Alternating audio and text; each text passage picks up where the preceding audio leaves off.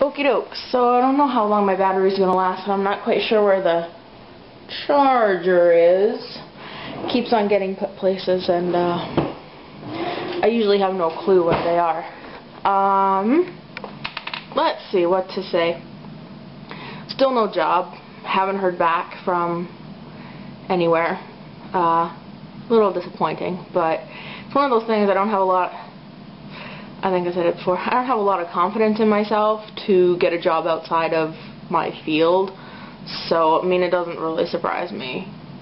But at the same time, it really sucks because I do need a job. Also, let's see. So, there's been some talk. And we might be moving to Seattle. We're not sure yet because, well, let's just say my mom's real wishy-washy about a lot of things, and so to get her to actually leave the job she hates and is underappreciated in, and a house that's falling apart, is a lot harder than you'd think. For me, personally, I'd love to just move, be whatever, right? Okay, so my battery died, so I had to go hunt down the charger and then hunt down new batteries. Okay, anyway. So I was talking about moving to Seattle. My problem is, being a Canadian citizen, in order to work in Seattle, I have to go through the process of a green card and all that sort of stuff. However, if my mom moves to Seattle, I then have dual citizenship because my mother was born in California. There's nothing stopping her from quitting her job, which is hardly making enough that she could live alone, let alone with someone else.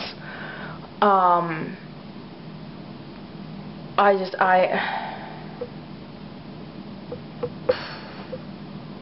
think part of it is she made a really bad decision when we moved out to this town. We were living in a city. My mom was working a pretty good job. We were living in a 3-bedroom townhouse. Things were going pretty good. And then the house that we lived in was subsidized housing through the city we lived in because my mom's a single parent and such and such. And they basically told her, you're paying as much as what you would pay renting someplace else, because her salary was then high enough that we probably could have even found a cheaper place to live someplace else. And so my mom said, okay, basically it was, you have to move out because there are families who need this more than you. We basically packed up and moved. Worst decision my mother has ever made. And I mean, I love my mom. It was a bad decision. She knows it was a bad decision. Basically, what ended up happening was my sister and I were both bullied, teased. My sister was sexually harassed by a couple of guys in her class. Like, it wasn't a pleasant thing. And I finally, like, after our Christmas break, I just refused to go to school. And my mom got us transferred up to the school where she was working. And then things got a little bit better. But I mean, some things just stay with you, right? Like the depression I'd fallen into and the 100 pounds I had gained. So it wasn't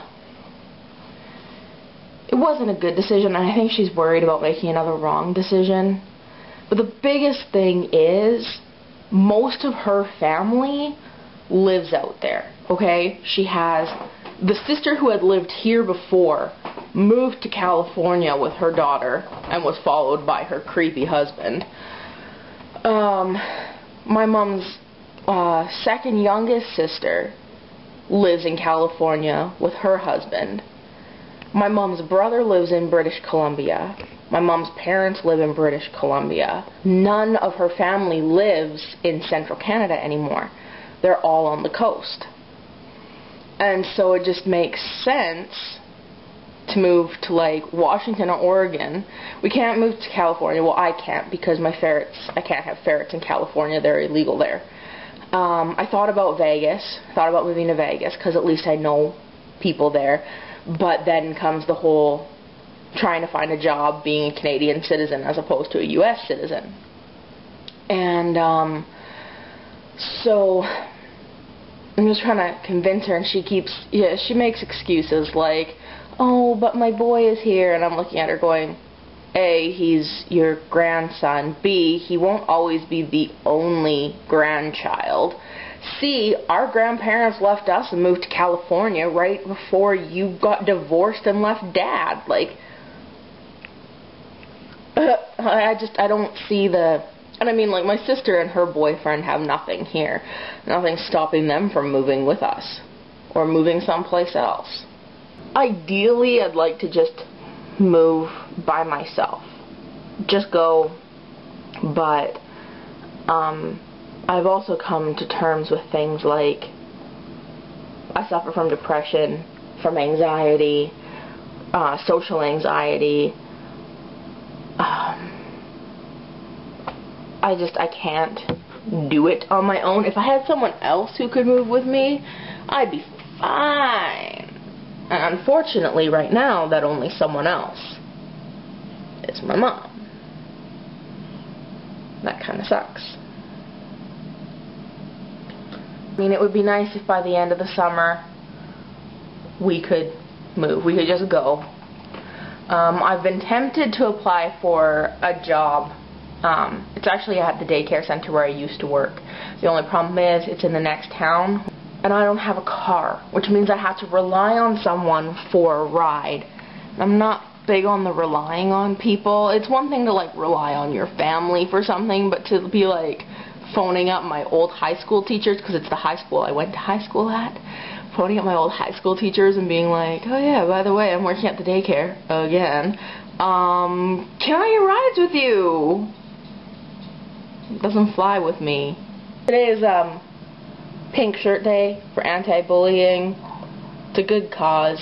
You should support it. Another good cause to support is to write Love on Her Arms. It's a suicide, depression, that sort of like prevention. 2 years ago, I got love tattooed on my wrist because of my depression and suicide attempts when I was a teenager.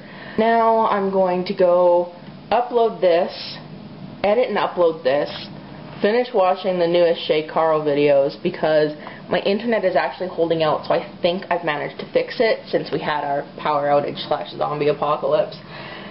And then I should probably do something like wash dishes before my mom gets home so she doesn't think I'm just a layabout, because I'm feeling like a layabout and a mooch. So yeah, alright. Peace, bejeez.